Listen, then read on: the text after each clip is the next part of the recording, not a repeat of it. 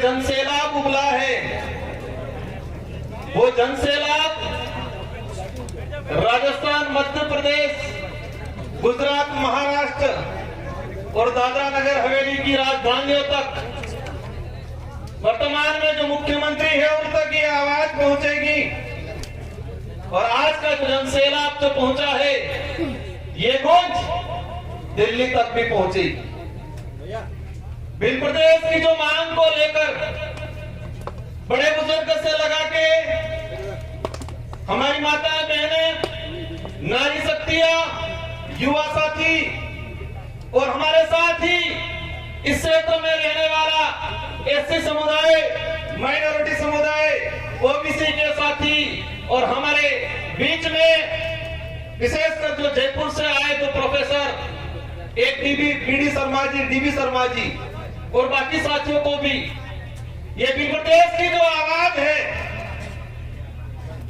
आप सभी social media के माध्यम से सुनते आए होंगे। कुछ लोग भिल प्रदेश की मांग के विरोध में एक माहौल बना रहे हैं। मैं इस मंच से मेरी बात जो शुरू करना चाहूंगा, ये भिल प्रदेश जो संदेश यात्रा है, ये किसी एक संगठन का या मेरा या हमारे विधायकों का, ना ही रोवर जी का, ना ही कांति भाई का किसी एक की कल्पना है, किसी एक का उद्देश्य है, किसी एक का सपना नहीं है। ये सपना 1913 के अंदर 1500 से अधिक आदिवासी समुदाय के वीर गणवीरों ने अपना त्याग बलिदान देके शहीद हुए थे। इन गणवीरों का अधूरा सपना है। उस समय से मांग चली आ रही है। ये बात इसलिए बताना चाह रहा हूं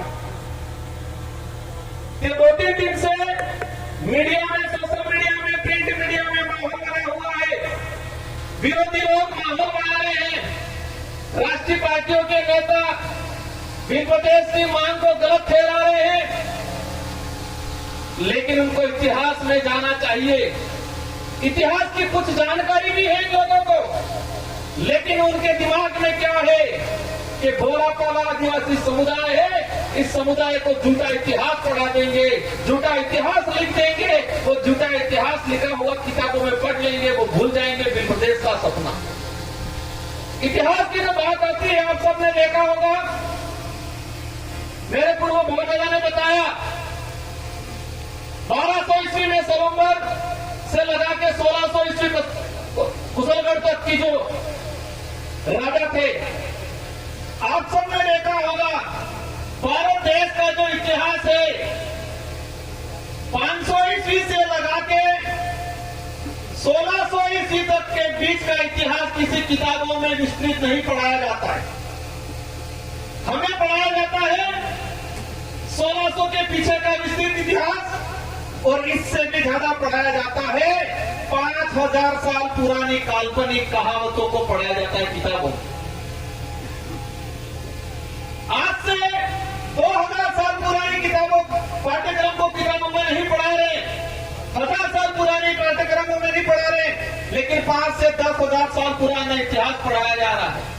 इसी तर्ज पे आजादी से लेके आज तक भिल प्रदेश की जो मांग उठी थी, इस मांग को दबाने का काम किया है। इसके इतिहास की जो बात करें, भिल प्रदेश की यात्रा 1913 में गोविंद गुरु महाराज के नेतृत्व में इसी पहाड़ी पे 1500 से अधिक आदिवासियों ने अपना खून पसीना बहाया, जान गंवाई। कल ने देखा था, राष्ट्रीय पार्टी के नेताजी कह रहे थे कि ये मांग सिर्फ डूंगरपुर बांसवाड़ा में उठाई जा रही है, ये मांग राजकुमार कर रहा है, ये मांग ये पार्टी वाले कर रहे हैं। इनको जानने की जरूरत है 1913 के अंदर गोविंद गुरु महाराज के नेतृत्व में भीलराज की मांग यहां उठी थी। 1925 में ही महाराष्ट्र का सतकुंडा कुर्सी जो इलाका है, उस इलाके में नंदुरबार नासिक इलाके में उठी। 1980 में 1970 में वही सब सतकुंडा जो नंदुरबार नासिक का जो इलाका था, एक रामदास महाराज करके थे, और उन्हीं से प्रभावित होकर शरद पाटिल एक कांग्रेस नेता था, उस नेता ने उस इलाके के अंदर बिलराज की बात की। आंदोलन चला था 1970 में, 1980 के अंदर, 1980 से लगा के 1990 विशेषकर दिलीप सिंह जी भूरिया 7 बार सांसद रहे मध्य प्रदेश से, और वो भाजपा के भी लीडर बने थे। इन्होंने बिल प्रदेश की बात की थी। सोमजी भाई गरासिया गुजरात से, मोदी जी से, सोमजी भाई डामोर गुजरात से आज मुख्यमंत्री जी आते हैं, लेकिन इनसे भी बड़े लीडर थे वो। इन्होंने बिल प्रदेश की मांग उठाई थी। दिलीप सिंह जी भूरिया, आज वो नेता कह रहे हैं कि राजकुमार मांग रहा है। राजकुमार नहीं मांग रहा है, इस क्षेत्र का एक छोटा छोटा बच्चा बिल प्रदेश मांगा। बिल प्रदेश की लड़ाई को लेके 1500 आदिवासी यहां मरे, यहां शहीद हुए, भूला वालोरिया के अंदर शहीद हुए, ऐसे कई आंदोलन हुए। और आजादी के बाद भी 2016 में भाजपा के लीडर थे, लेकिन उनके अंदर आदिवासी थी। नंदलाल जी मीणा 2016 में बोला था, मैं मंत्री हूं, लेकिन सरकार का गिरवी नहीं रखा हूं मैं। बिल प्रदेश के लिए मंत्री पद भी छोड़ना पड़े तो छोड़ दूंगा, ये नंदलाल जी मीणा ने बात रखी। आज कुछ नेता कह रहे हैं कि राजकुमार ये कर रहा है, बाप वाले ये कर रहे हैं, विधायक ये कर रहे हैं। हम कुछ नहीं कर रहे हैं, हम तो हमारे पुरखों का जो अधूरा सपना था, उस सपने को साकार करने का काम कर रहे हैं हम लोग।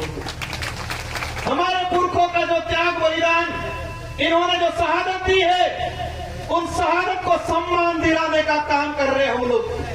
वो हमारा फर्ज है, क्योंकि हमारे अंदर आदिवासी थे, आदिवासियों के हक अधिकार के लिए लड़ते हैं, आदिवासियों का डीएनए है, आदिवासी समुदाय ने आज इस संकट में इस स्तर पे समाज को छोड़ा। कल देखा होगा, एक बड़े भाजपा के नेता कह रहे थे कि गौरवशाली राजस्थान के इतिहास को राजकुमार रोत ने बिल प्रदेश का नक्शा जारी करके गौरवशाली राजस्थान के इतिहास को तोड़ने का काम किया है, कलंक लगाने का काम किया है, ये बात बोली। बिल प्रदेश का नक्शा मैंने जारी नहीं किया है। बिल प्रदेश का नक्शा अंग्रेजी शासन काल से लगा के वर्तमान जो समय में जिस इलाके के अंदर बाहुल्य क्षेत्र है, जिस इलाके के अंदर विकास नहीं हुआ है, वो सभी मिलकर बिल प्रदेश की बात करें। 1896 के अंदर अंग्रेजों को लगा ये ट्राइबल टेरिटरी है, यहां पर इंटरफेयर करना खतरे से खाली नहीं है, बिलों से पंगा नहीं लिया जा सकता है। इसलिए उन्होंने 1896 के अंदर बिल प्रदेश कंट्री के नाम से नक्शा जारी किया। बांसवाड़ा के एक दो लोफेसर और हमारे पड़ोसी लोकसभा के सांसद, में नाम नहीं लेना चाहूंगा, नाम इसलिए नहीं लेना चाहूंगा कि मैं मेरी जबान को गिराना नहीं चाहता उनका नाम लेके। क्या बोल रहे हैं कि राजकुमार रोत में राजद्रोह का मुकदमा दर्ज होना चाहिए, ये बोल रहे हैं ये लोग। इस बात के लिए बोल रहे हैं कि उसने कंट्री का नक्शा जारी किया। आप तो प्रोफेसर हो, आप तो अधिकारी हो के नेता बने हो। कंट्री का अर्थ होता है एरिया, क्षेत्र होता है, न कि देश होता है। अंग्रेजी शासन व्यवस्था में, उसके बाद उससे पहले राजा रजवाड़ी व्यवस्था में जितना जो रियासत काल के इलाके होते थे, उसको अंग्रेजी शासन व्यवस्था के लोग अधिकतर कंट्री के नाम से, एरिया के नाम से आइडेंटिफाई करते थे। तो ये इलाका बिल प्रदेश कंट्री के नाम से उस समय जाना जाता था। मतलब क्षेत्र, एरिया, समुदाय विशेष बाहुल्य क्षेत्र इलाका ये होता। राजस्थान के गौरव की बात करते हैं। राजस्थान का गौरव आदिवासी समुदाय के बिना, उनके बलिदान के बिना अधूरा है। 1576 के अंदर हल्दी घाटी के अंदर महाराणा प्रताप के साथ कंधे से कंधा मिला के अगर वहां के आसपास के भीलों ने साथ नहीं दिया होता तो वीर शिरोमणि महाराज महाराणा प्रताप आज देश नहीं पूरे विश्व में महान माने जाते हैं। इसका सबसे बड़ा श्रेय जाता है वीर समुदाय के गले भीलों ने कटवाए। तो राजस्थान का गौरवशाली इतिहास मेवाड़ के आसपास की धरती से हल्दी घाटी से शुरू होता है और हल्दी घाटी से आसपास इलाके के अंदर ही राजस्थान का गौरवशाली इतिहास खत्म होता है। राजस्थान के गौरवशाली इतिहास, मेवाड़ के गौरवशाली इतिहास की बात करते हैं, लेकिन इस गौरवशाली इतिहास को बनाने में इन वीर समुदाय हमारे पुरखों ने साथ दिया था। लेकिन आप लोगों ने आजादी के बाद अत्याचार, शोषण करने का काम किया।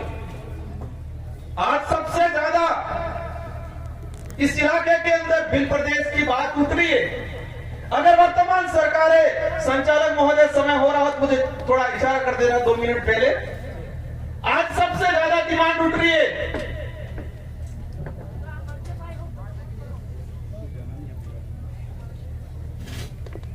सबसे ज्यादा भील प्रदेश की जो डिमांड उठ रही है।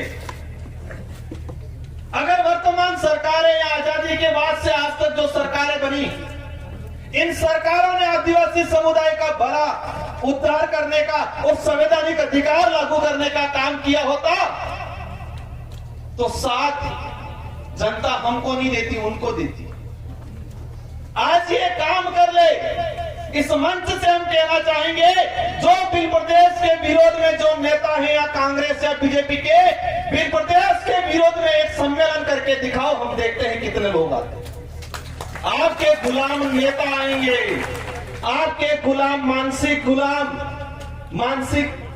दिव्यांग, अपंग नहीं कह सकते क्योंकि अपंग शब्द उन्होंने खत्म कर दिया। मानसिक दिव्यांग कार्यकर्ता आएंगे, पदाधिकारी आएंगे, लेकिन इस भील प्रदेश टेरिटरी का आम आदमी आपके साथ नहीं आएगा। गौरवशाली इतिहास की बात कर, राठौर साहब को जानना चाहिए, जिस महाराणा प्रताप के नाम से ये मूंचे उमालते हैं, अगर ये भील नहीं होते तो इतिहास नहीं होता, और ये इतिहास नहीं होता तो आज राजस्थान का गौरवशाली इतिहास के नाम से ये मूंचे नहीं ताड़ते। क्या स्थिति बना रखी है इस इलाके के अंदर? राजस्थान का सबसे पिछड़ा इलाका कौन सा है? यही ट्राइबल इलाका। शिक्षा की दृष्टि से सबसे पिछड़ा, स्वास्थ्य की दृष्टि से सबसे पिछड़ा, कुपोषण सबसे ज्यादा, बेरोजगारी सबसे ज्यादा, पलायन दूसरे शहरों में, दूसरे राज्यों में सबसे ज्यादा इस इलाके से। मध्य प्रदेश का सबसे कुपोषित इलाका, सबसे अशिक्षित इलाका, सबसे स्वास्थ्य की दृष्टि से कमजोर इलाका, यही झाबुआ, अलीराजपुर, रतलाम हमारा जो भील प्रदेश टेरिटरी के अंदर। गुजरात का देख लो, गुजरात के विकास मॉडल की बात करते हैं। गुजरात में आज भी वन विभाग के अंदर 1 लाख आदिवासी परिवार आज अपना घर बना के बैठा हुआ है, आज उनको पट्टा नहीं मिला है। सरकारी रिकॉर्ड कह रहा है, हमारा जो ज्ञापन दिया था उस ज्ञापन में लिखा है, वन भूमि पहले आई या आदिवासी पहले आया, वन विभाग पहले आया या आदिवासी पहले आया? तो आदिवासी पहले आया, वन विभाग को, उस वन को उपजाऊ बनाया, उसको संजोया, उसको तैयार किया और आज अतिक्रमण के नाम से हटा रहे। गुजरात के अंदर 1 लाख आदिवासी वन विभाग की भूमि पे रह रहे हैं। हमारी नजर में वो मालिक है उस जमीन के, लेकिन सरकार की नजर में क्या है? अतिक्रमणकारी। मध्य प्रदेश के अंदर 3 लाख आदिवासी वन विभाग की भूमि में रह रहे हैं, आज हमारी नजर में वो का मालिक है। राजस्थान के अंदर 52,000 आदिवासी परिवार, महाराष्ट्र के अंदर 2 लाख आदिवासी परिवार। इस तरह से पूरे देश के अंदर आज की तारीख में 26 लाख आदिवासी परिवार वन विभाग की भूमि पे रह रहा है। ये सरकारी सागवाड़ा लाइव न्यूज। जी हाँ, लेटेस्ट खबर पाने के लिए चैनल को सब्सक्राइब कीजिए, वीडियो को लाइक कीजिए और शेयर कीजिए। धन्यवाद।